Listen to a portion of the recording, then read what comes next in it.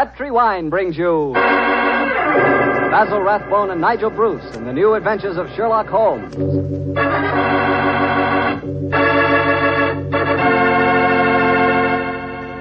The Petri family, the family that took time to bring you good wine, invites you to listen to Dr. Watson tell us another exciting adventure he shared with his old friend, that master detective, Sherlock Holmes. And I want to ask you something. You know, every now and then I've told you about the good old American custom of serving a glass of sherry before dinner, particularly Petri California sherry. And I wonder if you've tried that Petri sherry. Really, a glass of Petri sherry is the best beginning a good meal ever had. Petri sherry is clear, fragrant, and truly delicious. It's a wonderful wine whose flavor is the essence of luscious, sun-ripened grapes. And Petri makes two kinds of sherry wine, a regular sherry and Petri Pale Dry.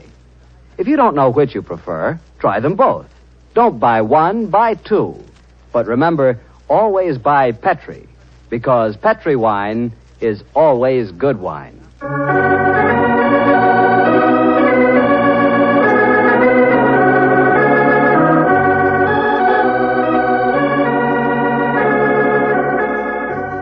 Well, I'm sure Dr. Watson's ready for us. Let's go in and join him, shall we? Come in. Good evening, Mr. Basil. Evening, Doctor. Quiet, Willie. Quiet about here. Lie down. The dogs seem very pleased with themselves tonight. Did they have a good day? Yes, the three of us did, my boy. Go on. Run off out in the patio. I took a 7-iron and some old golf balls on the beach this afternoon. I improved my game, I think, and the dogs had a great time chasing the golf balls. On the way home, the little rascals had a furious battle with an elderly pelican, so their day was complete. I'll have to join you on one of your afternoon strolls, Doctor. You and the dog seem to have so much fun. Oh, I'll be glad of your company, Mr. Bartell. Well, draw up your usual chair, and I'll get on with tonight's Sherlock Holmes adventure. From the hint you gave us last week, I guess a Frenchman played a prominent part in the story? Yes, indeed he did, Mr. Bartell. His name was Francois Lavillard, and he was a detective of some note in his own country. The time my story begins, it was in 1889, to be exact. Lavillard had come over to London to discuss with Holmes the difficulties of translating some of his monographs into the French language. At this particular time, I was in the early days of my marriage, Mr. Bartell, and this fact, combined with a busy practice, meant that I saw very little of my old friend. He must have missed you, Doctor. Oh, he did. Well, of course, he'd never admit the fact, but to get on with my story. One cloudless June afternoon, I found myself in the neighborhood of Baker Street, and I couldn't resist paying a visit to Holmes. Mrs. Hudson was out, but having retained my old latchkey, I let myself in and mounted the familiar stairs. It gave me a strange feeling as I raised my hand to knock on what once had been my own living room door. Come in. Oh, hello, Holmes. Monsieur Holmes. Oh, I beg your pardon. I didn't know you... Watson, my dear fellow. How very nice to see you again. It's great to see you, Holmes. I'm sorry I interrupted you. No. I didn't know that you had company. Not at all, my dear fellow. We're delighted, aren't we, Lavillard? Watson, oui. this is Monsieur Lavillard. How do you do, sir? How do you do? Enchanté, monsieur. I have often wished to meet the so charming Dr. Watson. Holmes has told me a great deal about you. Oh, it's very nice of you, sir. That age suits you, Watson. You look splendid, old fellow. Gained a little weight, haven't you? Oh, yes, a few pounds, I Here mean. it comes. You sit down, won't you?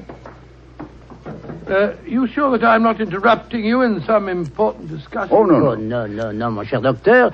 We were having a good-natured argument on the relative abilities of the French criminal compared to the English. Oh, interesting. You must lend me your Interesting support, idea. Watson. Monsieur Lavillard is convinced that the English criminal is a very dull dog indeed. Well, we've met some far from dull ones in our time.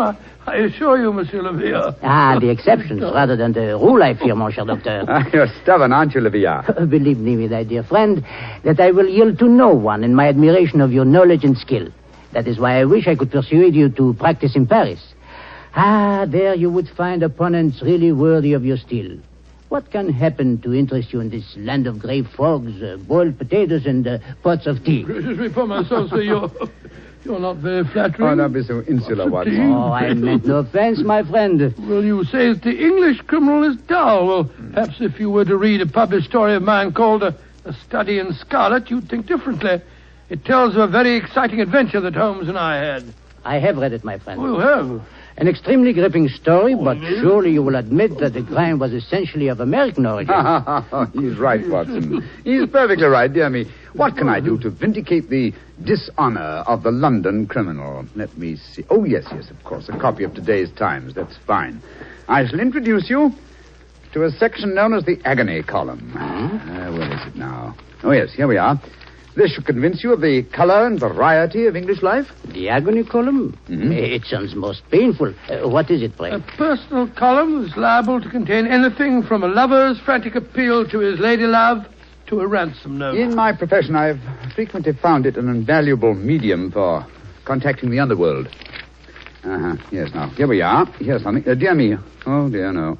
Today's column seems rather uninspired, I'm afraid. May I examine it? Of course, here you are. Merci. If the lady who helped my little boy across the road at the corner of Threadwell Street and High Auburn last Wednesday at 4 will get in touch with Box 845, she will learn of something to her advantage. We can be more colorful than that in Paris, my friend. Yes, I think we can do better than that, too. Yeah, look at this, will you? The printer must have been half asleep when he set up the type for this advertisement. Will any gentleman interested in discussing cryptography and cipher writing please communicate with Box XQL 696, the time? Oh, I fail to find this message any more stirring than the preceding one. You notice the execrable printing, don't you? Indeed I do. It is all mixed up. The first word, will, starts with a capital W and a capital I. The second word, any, starts with a small a, and then has a capital N and Y. It is a shocking example of typography. And when it occurs in a paper noted for its excellence in typesetting, one realizes that this is no mistake. What do you mean, Holmes? This is undoubtedly a code message. Come now, my friend. I defy even you to make a mystery out of a printer's negligence. I accept your challenge, my dear Leviat. If you recall, the Baconian bilateral cipher depends upon the use of two sizes of type. If we group the letters in units of 5, the arrangements of small and capital letters within the group should give us the message. Now, let's see. 2 capitals followed by 3 small gives us the letter H. Then 2 capitals, 1 small, 2 more. That gives us E. H. I still think you are trying to make an adventure out of a mere printing accident. No mere printing accident could so readily fall into one of the great traditional ciphers. Now, let's see. This message reads H-E-L, help, Q, too small, Q-U-I, quilter, help, quilter, L, too small and large, elms, help, quilter, elms, there it is, yes, penge, help, quilter, elms, penge. Help, quilter, elms, penge. Well, what does that mean? Presumably that a man named Quilter, who lives at a house called the Elms, in the village of Penge, needs help. I see it now. A helpless victim held prisoner. He smuggles out this message as a harmless personnel, with strict instructions that it be printed on this art form. He knows that the amateurs of cryptography, to whom it is addressed, will decipher this call for help. Et voilà. Monsieur Villa, you seem ready to grant that adventure can exist in London, after all. The advantage, my dear Watson, of a more mercurial temperament than we Englishmen possess. Well, Villa, what about it? Shall we set off for Penge and rescue the ingenious Mr. Quilter from whatever dire fate awaits him in the elms? I'm all impatience. Splendid. Watson, I suppose you're too busy to join us. Too busy? Well, in your practice, I'm sure that you have patience to attend to. Yes, of course. Yes. As a matter of fact, I have 2 further visits to make today. One to a peppery old miser who has gout, and the other to a wealthy society woman who has an acute attack of hypochondria, as they call it. To blazes with them, to hell with both of them. I'm coming with you, Holmes, if you want me. Bravo, Watson. Then grab your hat and coat. The game's afoot.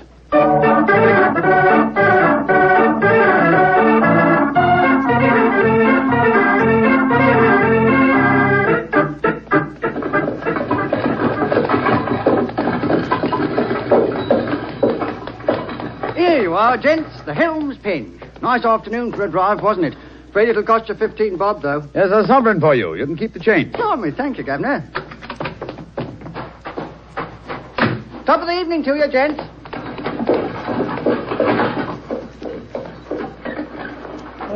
So this is the Elms, eh? Quite a bit of land for such a modest neighborhood. To call it the Elms seemed remarkably inapropos. I cannot see an elm tree in sight. So you see, Leviat, the English have more imagination than you give them credit for. Are you just going to walk up to the front door and knock, Holmes? Why not? The direct approach is often the most satisfactory. Oh, you disappoint me.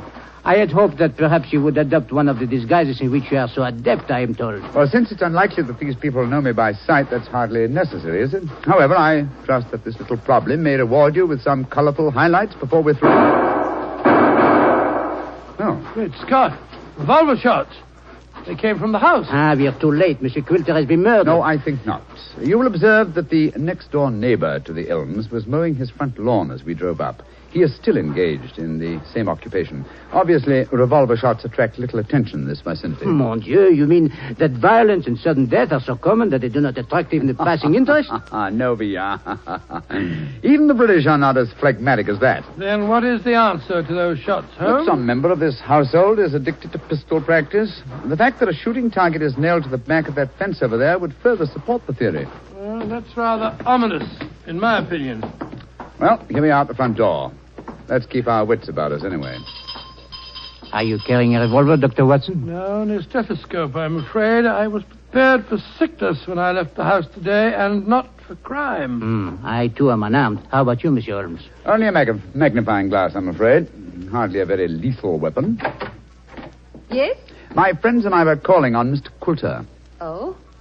Who are you? My name is Sherlock Holmes, and these are my friends, Dr. Watson and Monsieur Leviat. How do you do, madam? How do you do? Is Mr. Quilter expecting I you? don't know. We read his advertisement in the agony column of the Times today and came down here at once. Are you a relation of his? I'm his niece. Oh. My name is Doris Faversham. Come in, won't you? Miss Faversham, I suppose it is. Yes, Doctor. It's Miss Faversham. We heard 3 revolver shots as we were walking up the driveway. They gave us quite a start. Yes, mademoiselle. We were afraid that we might have arrived at the time of tragedy. Yes, indeed. Tragedy? Oh.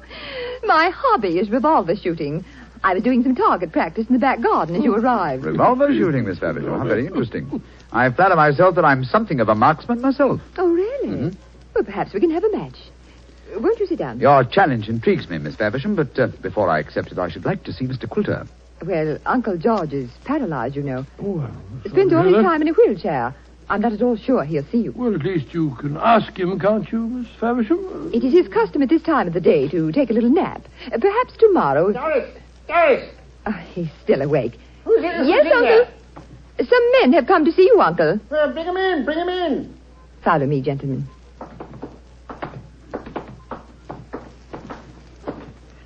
Uncle, this is Mr. Sherlock Holmes, Dr. Watson, and Monsieur Leviat. and Monsieur Leviat. How do you How do, do you sir? do, sir? How do you do? Sherlock Holmes, eh? It took you long enough to decipher my message and get here, didn't it?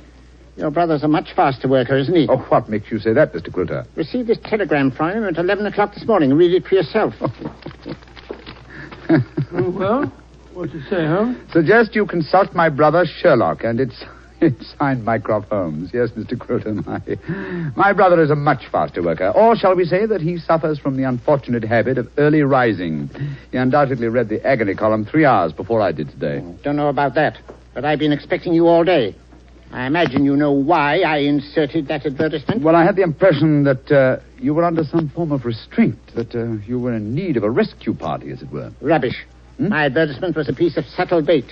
The only person that could decipher the message would obviously be someone who knew the Baconian Cipher. Very logical deduction, Mr. Quilter. You see, I'm convinced, as any sensible man should be, that the so-called Shakespearean plays were written by Sir Francis Bacon. Oh, I see. But I felt that it needed a clever man to prove the fact. Mm-hmm.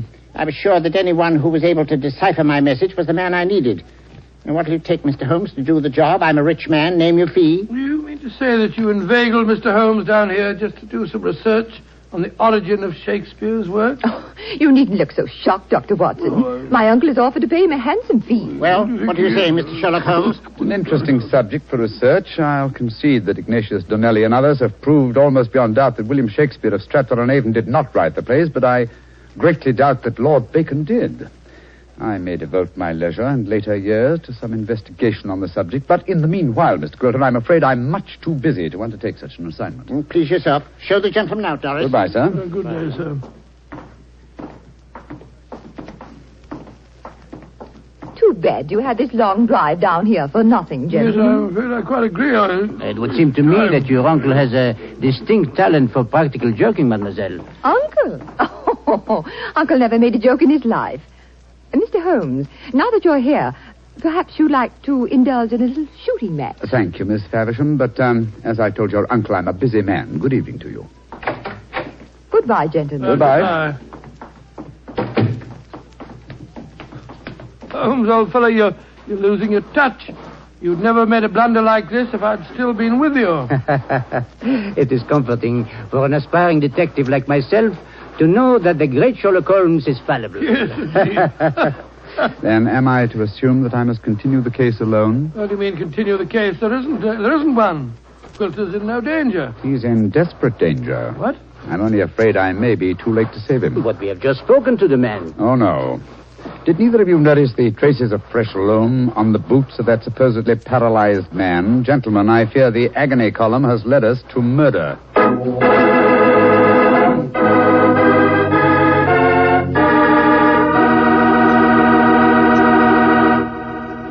You'll hear the rest of Dr. Watson's story in just a second. Time enough for me to mention that any meal is a better meal when it's served with a Petri dinner wine. If you're having chicken or fish, use Petri California Sauterne. Petri Sauterne is a subtle, delicately flavored white wine that looks and tastes like captured sunshine. If you're having a roast or chops or any kind of meat or meat dish, then by all means serve Petri California Burgundy. Petri Burgundy is a hearty, full-flavored red wine. One of the most delicious red wines you ever poured from a bottle. Why not get a bottle of each? Petri Burgundy and Petri Sauterne. Then, no matter what you have for dinner, you'll surely have the right wine, a Petri wine.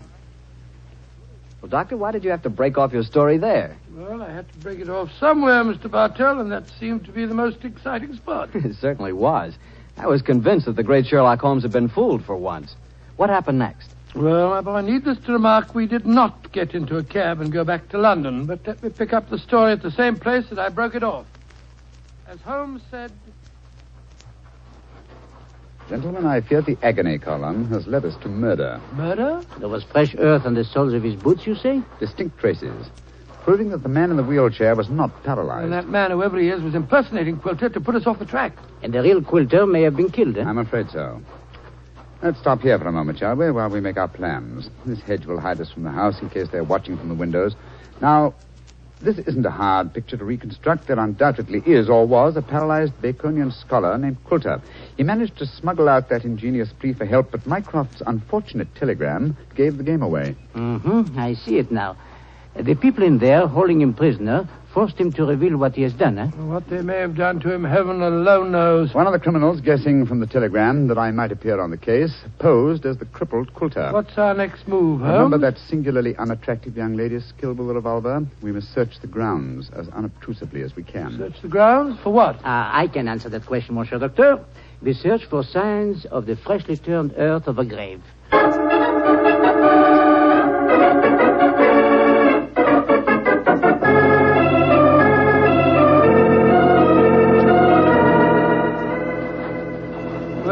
We didn't find any traces of the poor devil's corpse, thank heaven. No. A great disappointment. Cheer me, you're very bloodthirsty, Livia. Hello. Look at the old fellow trimming the hedge over there. Must be the gardener. Let's have a chat with him, shall we? May be able to give us some information. Good evening to you. Evening to you, gentlemen. Really? You work for Mr. Quilter? That I do, sir. That I do. Ah, very fine work, too. I've seldom seen a better-kept garden. I thank you, sir. I do pride myself in my work. I wonder if you can help me. Be glad to if I can, sir. Did you see a telegraph boy deliver a message here this morning? That I did, sir. The boy came here about 10 o'clock this morning. I was a-clipping the front edge at the time. And you've been working here ever since? Yes, sir. Brought my lunch with me today and ate it in the garden. Has anyone entered or left the house since that telegram was delivered? No, sir. No one except yourself. I see. I suppose you occasionally run errands for Mr. Quilter? Not much these days, sir. The poor old gentleman keeps his chair in the house pretty much all the time, sir. I did run a message for him yesterday, though. Oh, you did? Where to? Well, sir, I was pruning the rose bushes under his study windows when the window opens and his hand comes out with a message. He told me to take it to the village office of the Times and to tell him to print it just the way it was.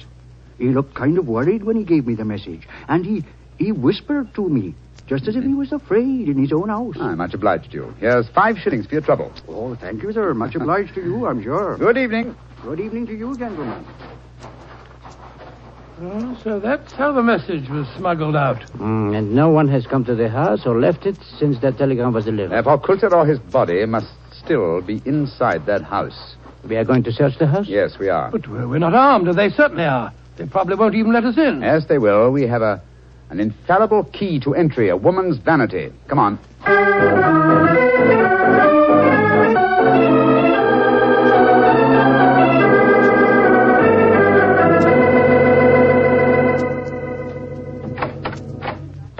Oh, so you came back. I thought you wouldn't be able to resist my challenge to a pistol match, Mr. Holmes. Exactly, Miss Faversham. We had difficulty in finding a cab and decided to take a train back to London. It was an hour's wait, so I thought I'd accept your challenge. Good.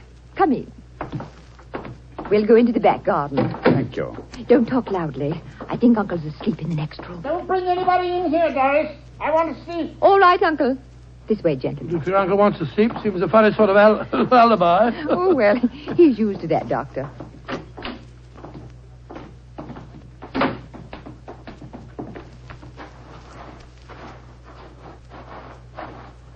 Here we are. This is the 50-yard range, Mr. Holmes. 3 shots. Best aggregate score wins. How much do you want to bet? You name the stake. Name the stakes, Miss Faversham. A sovereign? Certainly. You take the first 3 shots? Very well. I must just check that it's loaded. Yes, 6 bullets. All right, here I go.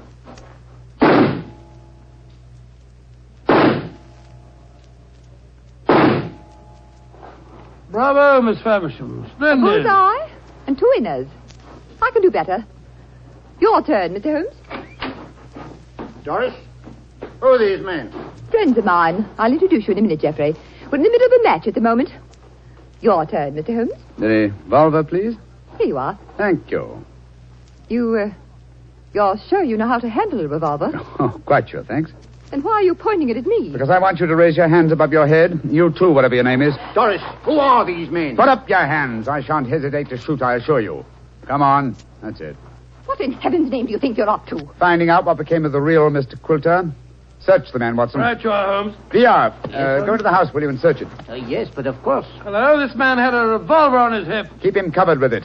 Here, stand still, you. Now, sir, who are you? From your resemblance to the man in the wheelchair that we saw earlier, I should say that you're a member of the same family. We're both relatives of Mr. Quilter. That's right. My name's Davies. I'm from the Australian branch of the family. Relatives, yes. And doubtless you stood to inherit his estate in the event of Quilter's death. You moved in on this defenseless old man, terrorized him, lived off him, and finally found it necessary to destroy him. You're talking absolute rubbish. You're telling the truth and you know it. I can tell by your expressions. Move back into the house, both of you. Come on. And keep your hands raised. All right, that's it. Come on. Lead the way into the study.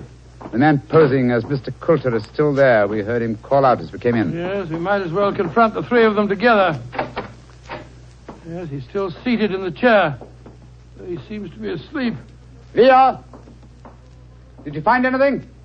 Not a trace of the missing men, Monsieur Holmes. Davis, what did you do with Mr. Quilter? I didn't do anything with him. Of course not. He's sitting there in that chair. Well, it's no good lying to us. We know that man's an imposter. This is a fantastic situation. Nobody has left this house since the telegram arrived, and nobody has come to it, yet Mr. Quilter has vanished. Good Lord, how can he sleep through all this talk? You'd think he'd been drugged. Sophia! We're idiots. You are unquestionably the most promising detective in France, and some people have been kind enough to grant me a similar status in England, and yet my old friend Watson has just solved the case. Oh, well, nothing. I was just too happy to... What? Solved it? Well, how? Listen to the breathing of that man in the chair. What? He's been drugged. There sits the real Mr. Quilter, the persecuted victim who sent a cipher message for help. The man we spoke to earlier. Was you, Mr. Davies, impersonating Quilter. After you'd received us, you took off your disguise, adopted an Australian accent, and then hid your drug victim by placing him in his own wheelchair, knowing that would be the last place we'd look for him. And they would have kept him here until we had gone and then murdered him. What a devilish plot. Well, What have you got to say for yourselves? It was Geoffrey's idea, not mine. I didn't have anything to do with it. That's a dirty lie. You were in this as much as I am. Oh, this is splendid, simply splendid. Please continue the argument. It'll make interesting evidence in court. You can't take us into court. Of course you can't. What's the charge? Quilter's still alive, isn't he? When Mr. Quilter revives under Dr. Watson's ministrations, you will be charged, I have no doubt, with attempted murder, abduction, sequestration, duress, and probably several other counts. Monsieur Villard, if you will find us a cab, we'll take these miscreants to Scotland Yard. Our work is done.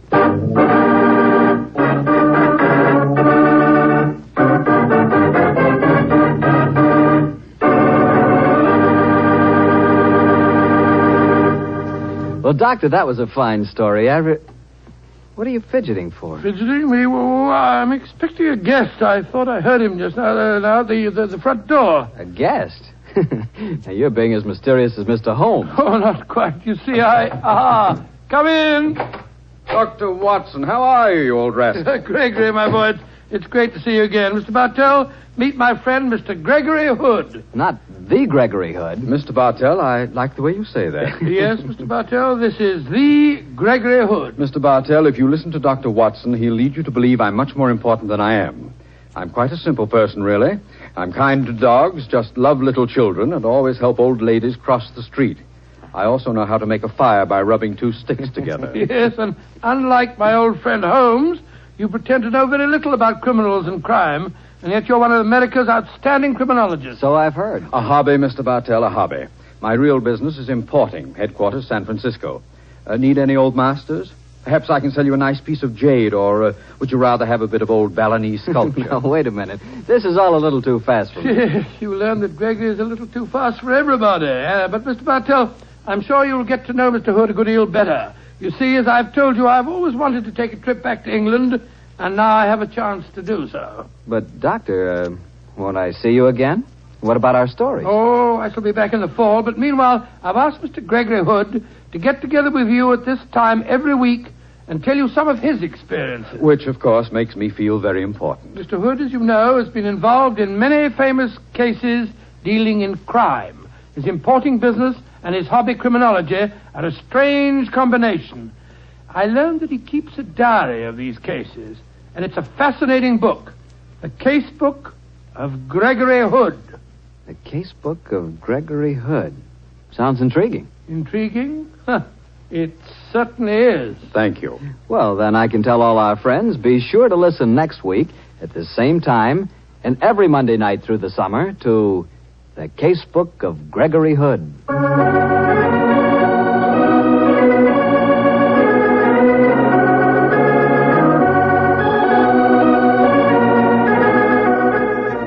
Tonight's Sherlock Holmes adventure was written by Dennis Green and Anthony Boucher and was suggested by an incident in Sir Arthur Conan Doyle's story, The Sign of Four.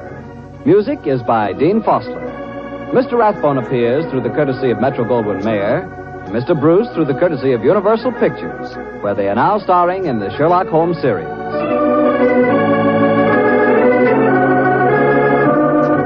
The Petri Wine Company of San Francisco, California, invite you to tune in again next week, same time, same station. Sherlock Holmes comes to you from our Hollywood studios.